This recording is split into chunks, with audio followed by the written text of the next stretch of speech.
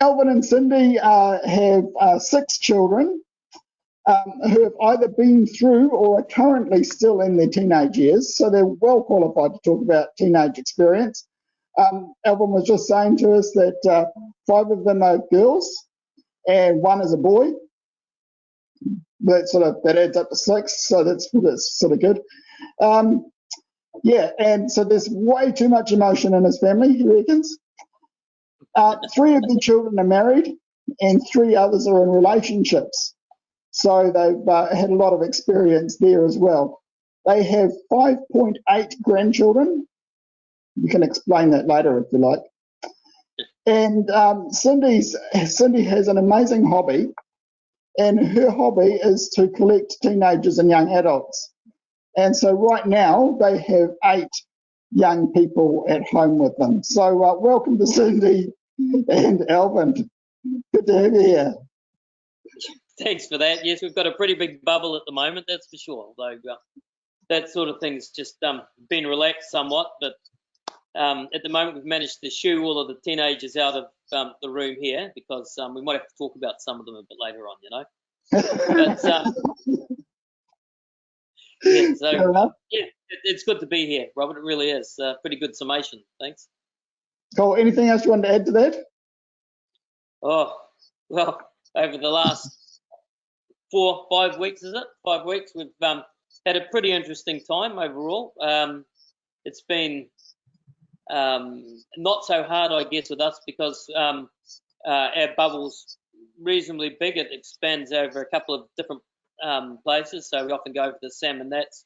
We've got a wee bit of land over there, and we've got some horses there. So consequently, the teenagers and the kids can, you know, go between the places, and there's things to do. It would have been a lot more difficult if we were all shut up at home.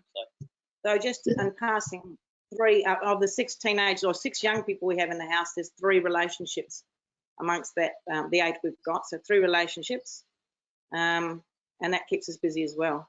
Or keeps us busy. Absolutely. We'll come back to that later. In the meantime, what's it like to have had 6 children with 6 different personalities? Like, how did you adapt for each one of them? Well, that's 6 different personalities. We've got 4, and they've got, and we. I didn't know you could have 4 opposites, but you can. But you've got 6. Yeah, it's true. I can tell you, we've almost got 6. We've only got the oldest and the youngest. And I see Samantha's watching on at the moment, but Samantha and Jenny are probably reasonably close in personality, but the rest are as different as chalk and cheese. And it's been a really interesting task because you have to adjust your style somewhat, and Cindy's a bit of an expert in that. So you do have to balance them. You have to balance them out quite a bit. We have 2 that are extremely competitive, so we have to try and balance them out. We have 1 that's more inclined to take offence at things, so you have to make sure that you can handle that as well. And the oldest and the youngest were probably the more easygoing of them. And 1's just a dreamer. She just dreams away her life quite happily. So, the dream is very easy. Yeah, we did not teenagership at all. We have never had to worry about that. She explodes every now and then, but most of the time she just gets on with life and does whatever's needed to be done. So she's been our easiest child, really. So just taking a step back, when we were chatting with you the other night, we were talking about how the parenting part really starts back in the preteen years. So to have adapted and balanced 10 years, when you need to start with your parenting skills way back preteen. So you want to talk us a little bit through that? Yeah, sure. What you're saying is exactly right.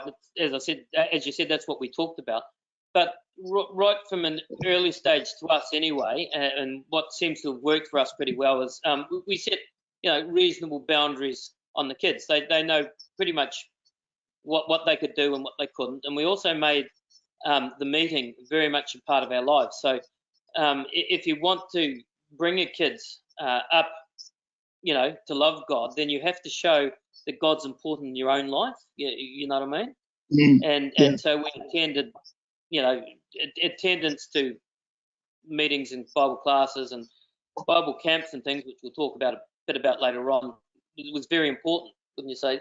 Yeah, so the very first thing you've got to have is boundaries at a very young age. And if your children have got boundaries that you can, they'll bounce against all the time, but you've got to try and maintain those boundaries, and they slightly grow and you give them a bit more as they get older.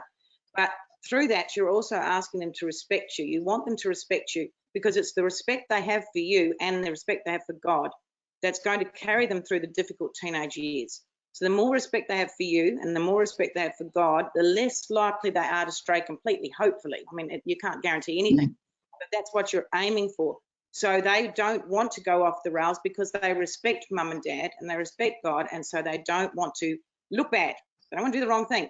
So it's that respect that's going to carry you right through, and that starts from a very young age. The boundaries and working on the love and respect. And that's not where you're harsh or you're making things too hard for them, but neither are you too easy so that they don't have any boundaries at all.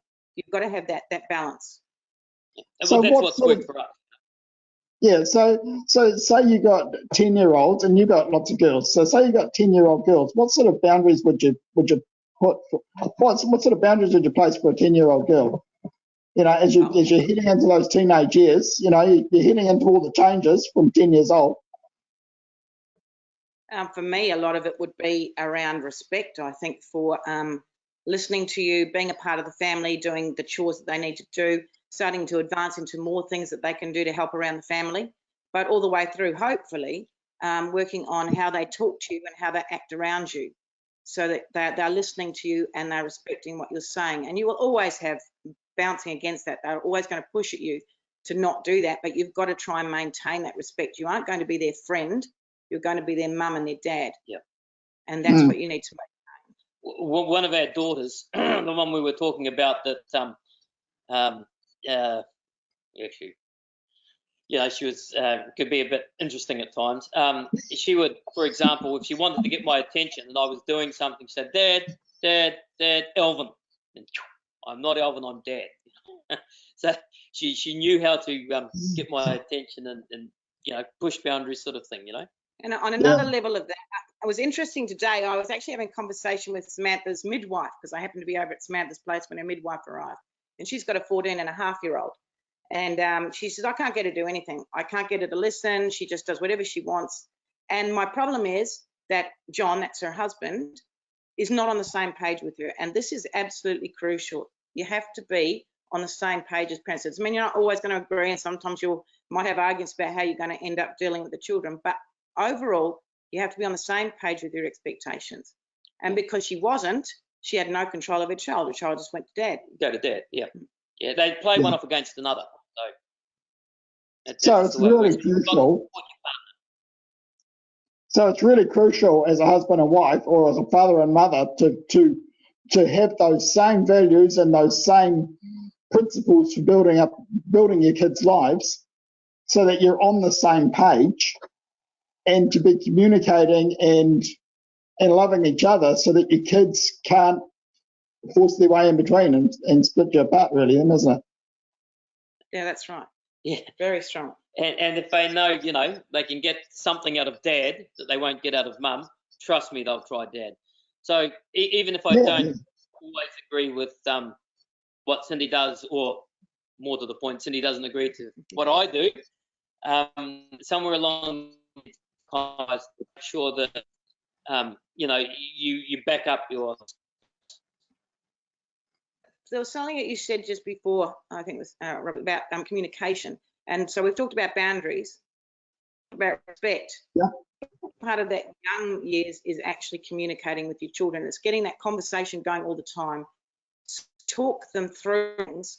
In the earlier years, you're going to say you do it or else, or you however you're going to do it in the early years. But over time, you want to discuss more with them why they do something, why you want them to do something, and what they should be doing.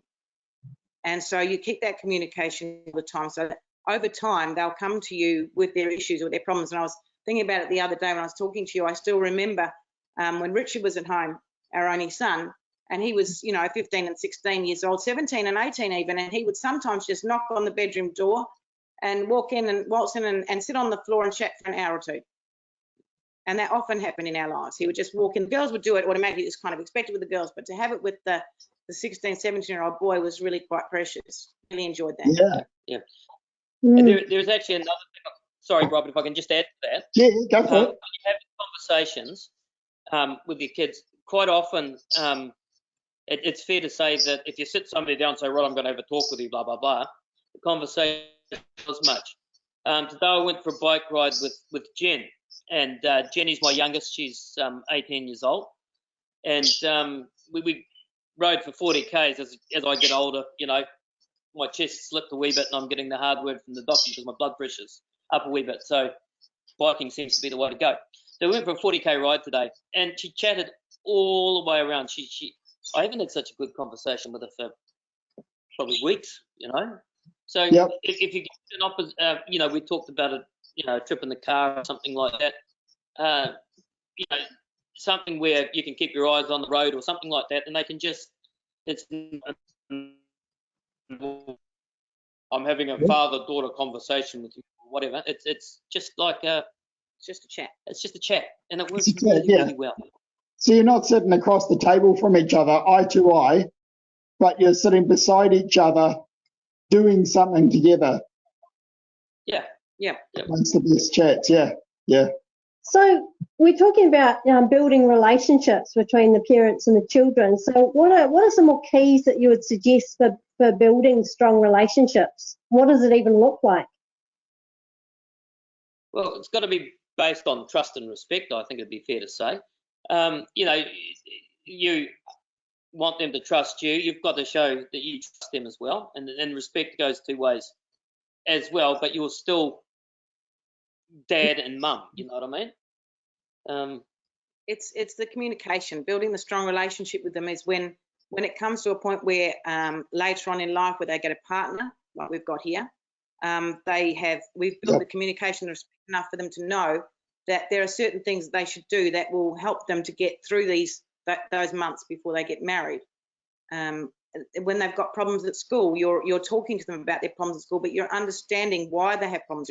You draw back on when you were a child, which might seem like last century to them, but you can remember what it was like. Was last century. And it actually was like. You lost my idiom, actually.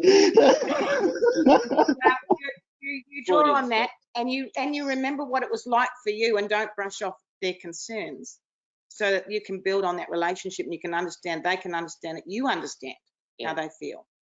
If your son or daughter feels they can come up and chat with you about things, that makes things a hang of a lot easier. What I will say, and I see Sammy, my oldest daughter, who's now 30 years old. Actually, I don't know if I should have said that. Now I'm probably in trouble. But one of the good things is that now that she's a bit older as well, the girls will often go, and even Richard will often go and sometimes open up to Sam as well, and that's a really good thing. I think that's quite a special thing to be able to have as well. But of course, that only applies, you know, when you've got older children. But if you have somebody else within the meeting or something like that they feel comfortable with, that can be quite useful as well. Yeah. But then that whole, I mean, she's 30 now, but that whole training ground happened when she was, between when she was 10 and when she was 20, whatever it was when she got married. So, you know, that whole training ground was what was happening inside your house. That grew her to become that woman that can be a listening ear for someone else. So that's really awesome. So that led me on to something which we hadn't actually discussed the other day. And that was about sibling rivalry or sibling arguments, which of course are going to happen all the time. And especially in their teenage years, because in teenage years, you're often a little bit competing with each other. Somebody might have a boyfriend, the other, or a girlfriend, the other might not. And so there's a little bit of competition going on. And we found that, you know, you have to actually talk. So the early years, I was thinking about it and I was talking to Samantha about it. So she says it was before they were teens. But I mean, I remember making them sit down and hold hands and sing You Are My Sunshine, which was very interesting because I read in a book in a Christian bookstore later on that you never sit your children down and make them hold hands and sing You Are My Sunshine, which is kind of freaky. But When Richard and Kelly were being very naughty, they this is when they were younger. I was driving to Gore, and they were just fighting. I wasn't there. No, he wasn't there. And in the end, I put them out of the car, made them hold hands, and I drove the car for 1 kilometre and had to walk in front of the car on the side of the road. And every time they dropped hands, I beat the horn at them till they did it. This is State Highway 1 for crying out loud. Try and get them to do that. But actually, in the end, what we did was we spent a lot of time getting the kids to talk to each other and be friends with each other, which helped because we were homeschooling. But they spent a lot of time talking to each other. And if one of them was fighting with the other, often we would sit and say, you've got to understand how your sibling is. And I still do that today with them. You've got to understand what they're going through. You've got to think about why they may be upset and give them a bit of slack because they're going through a few issues right now that are troublesome for them. And get them to think the outcome of that, talking to them, is that in all 3 marriages so far, they had largely their siblings as their bridal party. And I know with the younger ones, it'll be very similar. In fact, one of my daughters said the other day, she said, you can have friends come and go, but my siblings are going to be there forever. And that's who she wants in her wedding party. Yeah. Yeah, that's So really the siblings good. are very, very close. Yeah. Yeah, it's fantastic. So that's good. Yeah. So just going back a step, we talked about boundaries and things before and things you do around the house, and you mentioned chores, Cindy. How do you go, or what's the balance between getting teens to work around the house and allowing them to do their own thing? Because that could be like, some teens just want to sit in their room. Other teens want to, are really willing to help. But yeah, and often there's that sort of like, oh, do I have to, So When the kids were early teens, again, because I homeschooled them, they had jobs every day that they each had to do, and they had turnabouts. So one would do the lounge, one would do the kitchen, one would do the corridor, one would do the bathroom, stuff, and then the next week they'd turn it around. That doesn't always work exceptionally well because if they left it for that week, the next one would get double load. So, you had to sort of balance things all the time on that. We introduced things like them cooking meals. Even Richard was required to do some cooking. Change the order around the chores as well, so there would be a bit of variety there. Yeah, you change the order at times too, but it's really getting them to contribute to the family where mum isn't having to do everything, and that they learn what they've got to do later on when they've got to start their own families. So you've got to balance that with schoolwork and their own free time. If you're asking them too much, they'll let you know. If you're not asking them enough, then, if they're fighting in their bedrooms or being stupid, then you say, right, well, I've got a job for you. And get them that works. It really does work. It works. We've got, almost as effective as holding your hands and walking down the road. We've got quite a number of teenagers in the house at the moment, and we had but over the last month, we've had to introduce jobs and I've always had rosters because you quite often we would have a say the dog would rip into the rubbish or something like that, and then the boys who live in the cottage out the back would sort of walk past it, and be there the next day, and feel like you shouldn't have to put the hard word on them. So effectively, we've just rostered them now. So and it works.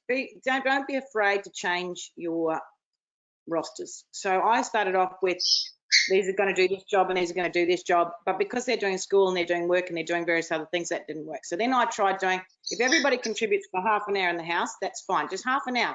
But half an hour is not half an hour for the teenagers. 10 minutes is more than enough. So in the end, what I did was I said, okay, I'm going to divide the family, 8 of you, up into 2 groups and 3 groups, one group of 3, another group of 3, and another group of 2. And after every meal, you take your turn at doing the dishes. And I found that's worked out exceptionally well. They get in the kitchen, they do the dishes, they laugh, they carry on, they work away together, and they know they don't have to do it for 3 more days. And that's a huge help to the family. And sometimes the girls will be cooking the tea and the boys will be doing the dishes. So they choose dishes for dinner, that create mountains. They decided to punish the boys I think on that night they used every dish in the cupboard just to annoy them. But Fair enough. Our girls will do cooking. The boys will at times. The boys cooked us on lockdown. We were very fortunate on lockdown. We had Eden and Rosie did a wonderful progressive dinner for us. It was just awesome. So we started in the garage and went to the kitchen, dining, and then the hallway, and then the lounge. Finished up in the lounge with 4 courses and games in between. And then Rosie and Rhiannon the following week did a Passover meal for us. Passover. And then the week after that, myself and 3 of the girls did a curry night. So we did an Indian night, and the boys did a burger night one night. So we've been very fortunate. We just rope them in and say, and I was talking to this midwife about it today. She says, I wanted my daughter to do a meal. So I've said, you've got to do a meal in the next 2 weeks. I said, it won't work. You say Thursday night is your night. You do Thursday night. You figure out what you need to make. You figure out your recipe. I'll make sure you've got the ingredients, and then you can do cooking on that night. And that's what we do. They write on the fridge what they need for ingredients, and we get the ingredients when we're doing the shopping, which is Danielle at this case, because she's working at Pack & Save. She does the shopping every day or every second day, and they know what night they're doing the dinner. So tonight Jenny made fettuccine, shrimp fettuccine. Tomorrow night I think Rhiannon's booked in for ribs. And the next night is Alvin's birthday, and he's asked for a curry. So I think I'm on that one. Awesome. Okay. So essentially what you've done is you've made family chores sound like fun. I mean, I almost feel like going down there just to do the dishes because it sounds like fun. The fact is they actually get on They do have quite fun. well when they're working together and interacting, even if it's around the dishes. They still actually have fun and they chat, and you hear a lot of laughter and stuff like that. And that's because they get on really, really well. I think we mentioned, I hope I'm not jumping the gun here, we don't encourage a lot of our teenagers or our kids for that matter, when they were younger, to do a lot in their bedrooms. Like we prefer to have them out here. So for example, at the moment, teenage nights, when they're out here, they're often playing cards or putting together a board game or something like that. Or if for example, Rosie and Eden want to be together and spend a bit of time, they'll be over at the table putting together a jigsaw or something along those lines, But again, we do see a lot of laughter, a lot of fun, and a lot of interaction, and that sort of thing helps. And we've been fortunate. I mean, no arguments in the last 4 weeks really at all. The kids spent very little time in their bedrooms. That's been something that both Alvin and I have strongly encouraged, that we don't really want them spending too much time in their bedrooms. So they as a tendency, they do their studying somewhere in the lounge room area, which is quite good. So they're somewhere around. When you were going to ask, you were talking about relationships before, because we've got 3 sets of couples in the house. Well, Eden's in his own house, but he visits regularly. Extended bubble. Yeah, extended bubble. So we make the rule right from the beginning that no boys and girls bedrooms and vice versa, which has meant that they have to kind of be somewhere nearby. And a couple of times we've had to lean on, well, I've had to lean on certain. Yeah, not really amongst this lot. No, not amongst this lot, but previous, Previous times, So, Yeah. There's been occasions, but mostly they're pretty good. Yeah. Yeah. Only what else? Nat didn't want to, actually, he was not supposed to go in Samantha's bedroom or anything, but that was fine. But he fell through the roof just outside her bedroom, which was a bit suspicious. So, yeah. One leg either side of a parallel bird. Actually, I'm surprised we've got grandkids. So just working on that relationships thing, because that's quite an important one. Apart from staying outside your bedroom, no boys and girls bedrooms. Any other thoughts on navigating relationships with teens? Again, it comes back to your earlier preparation. Trust. Your earlier preparation has to be one that builds on boundaries and respect, and then trust. Yeah. So we don't make a lot of rules. We don't run around checking after our children all the time, but they know that we can walk in their bedroom at any time. We'll just walk in, basically, just maybe not walk in, or we might just walk in. They'll know we're coming in. And so there's a lot of trust involved here, and not a lot of checking. We don't run around and say, you've got to show us your phone, you've got to show us this or that, but we will talk to them about music, for example, and say, are you sure you're listening to the right music for the right reasons? You need to probably check your music list and make sure you're not listening to things you shouldn't be. Are you watching the right stuff? Should you be watching that sort of thing? You need to think about what you're watching. But then it comes back to trust. Nowadays, with devices in bedrooms, you cannot control everything people do unless you take it off them. So in that case, you have to build the trust early, and the boundaries and the respect early. And the expectations, they know what we expect, and they also know what we see as right and wrong as well. So, Yeah. And also, it's like with their own siblings. It's fair to say that if you know something happened, you know, they would know that they would disappoint their siblings' expectations as well. So, you know, so far, you know, praise, thank the Lord, everything's been good so far. Good. Yeah. Yeah. No, cool. Can we move on to a slightly different topic? So building faith in your family, you know, in your teenagers. I mean, we're all Christadelphians here. You know, we have a strong faith that says, you know, I want my children to grow up to know God and to love Him with all their heart. What are your thoughts on bringing up teens in particular to grow, to have that faith, to take on that family faith that I know you guys have got strongly? Well, it's fair to say, Robert, that's really the ultimate goal, isn't it? To bring your kids into a love of the Lord. That's what we're aiming for. We want to see them in the kingdom, all of that sort of thing. Sadly, you know, when they get older, doesn't always happen for whatever reason, but that's the goal you want to have. So as I said a bit before, what we try and do is we try and show them that initially that we've tried to show them that the truth is important to us, and so we attend everything, you know, Sundays to the meeting, when Thursday night here down in Riverton to the Bible classes, and we made a point of taking them to the Bible schools, and you know, so that they would develop good friendship bases right throughout the country, you know. Yeah. Taking them to the Bible schools was very important for us. We're in the Deep South, and they needed to learn that the world was wider and that there were other people who thought the same way we did about the truth. So going to the Bible schools gave them that grounding. I was talking to Richard about it the other day. I actually asked him a couple of these questions and what he thought. And he said going to the Bible schools was the best thing we could have done. And then to the youth conferences, taking to the youth conferences and encouraging those sort of things. Over here, there's a reasonable size group of young people, not a lot necessarily in the older kids age group. And so they didn't necessarily develop a lot of friends down here that could help them into the kingdom.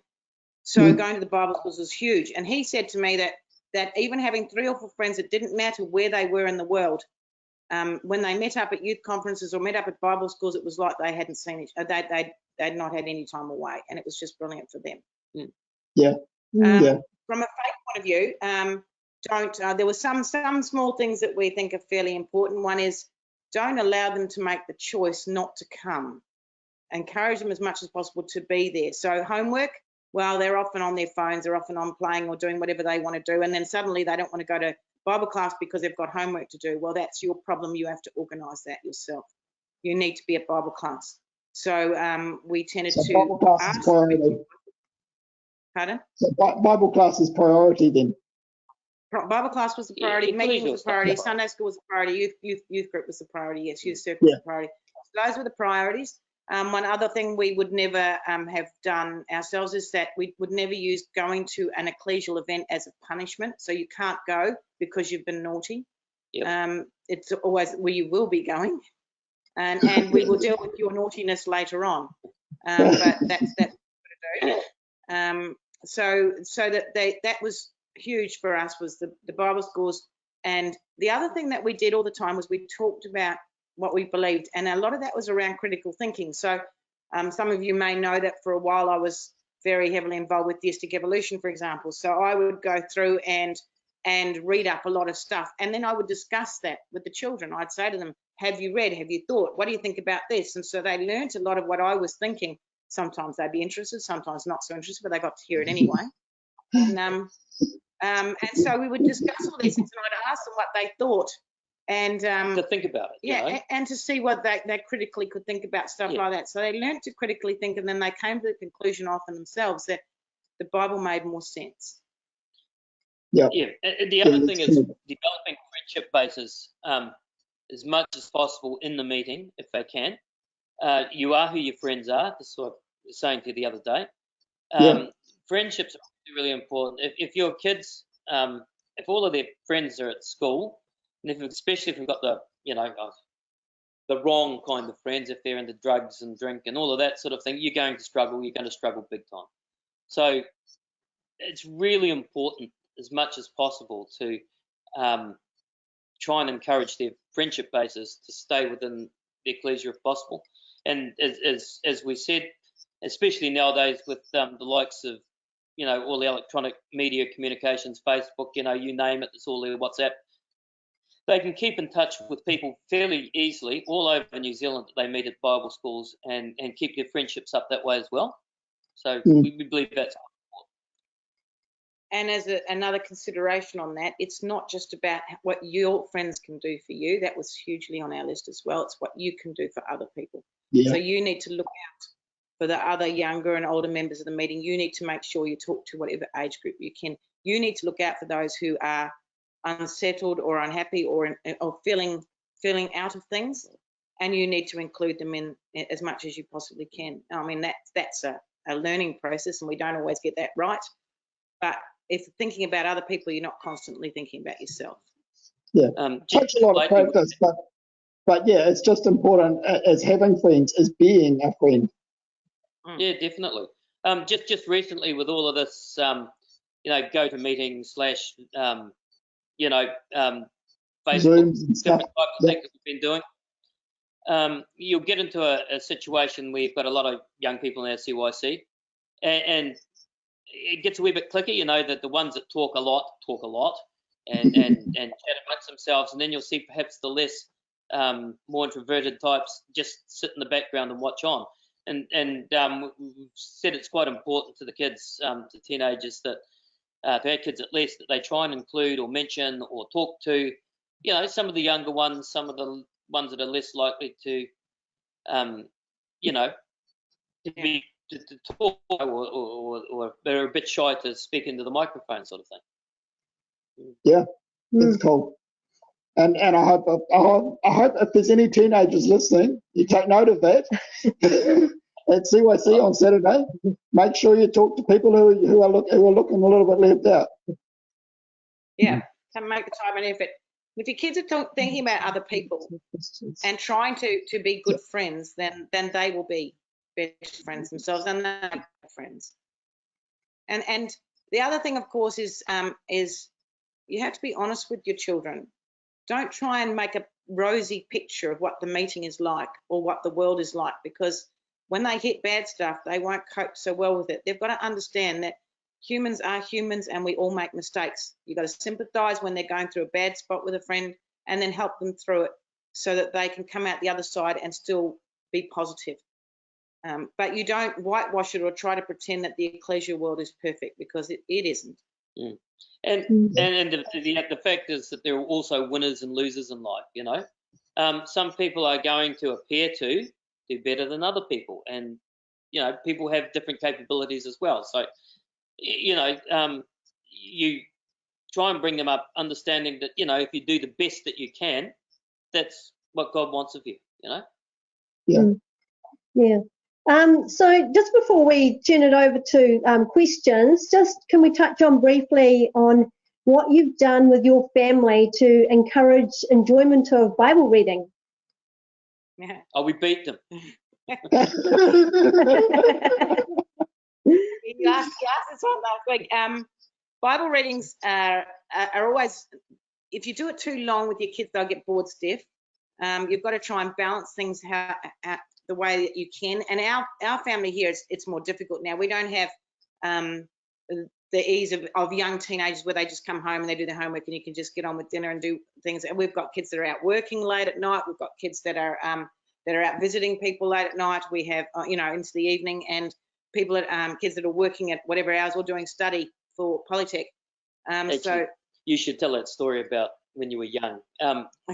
When Cindy was, this is an example of what not to do with the readings. When she was young, she would go to a friend's place down in Adelaide, and on the Sunday afternoon they'd go around, and they were pretty close to the Glenelg beach, just over the road from it, in fact. And every time the father would say, right, let's do the readings. 3.5 hours later, on a beautiful day, on a Sunday afternoon, we'd be itching to go, and we weren't going to go. Consequently, they just grew to hate it. So it kind of puts you off doing the readings. So what we found that works for us is a combination of things. We'll often, you can have audio Bibles, so we'll often do 2 readings in the audio Bible and then sit down and do the 3rd one together. But lately what we've done, because of our varied lifestyles here, is we've got an app called, you can go onto your website, and it's just called bible.com, and you can get the app that's from that onto your phone, and you can set up a group. We set up a group readings for most of the people in the house, and they can tick off the reading. So it's Robert Roberts' reading chart, set it off at the beginning of the year with the group. They read it. Sometimes they'll listen to it on their way to Polytech, or they'll listen to it on the way to work.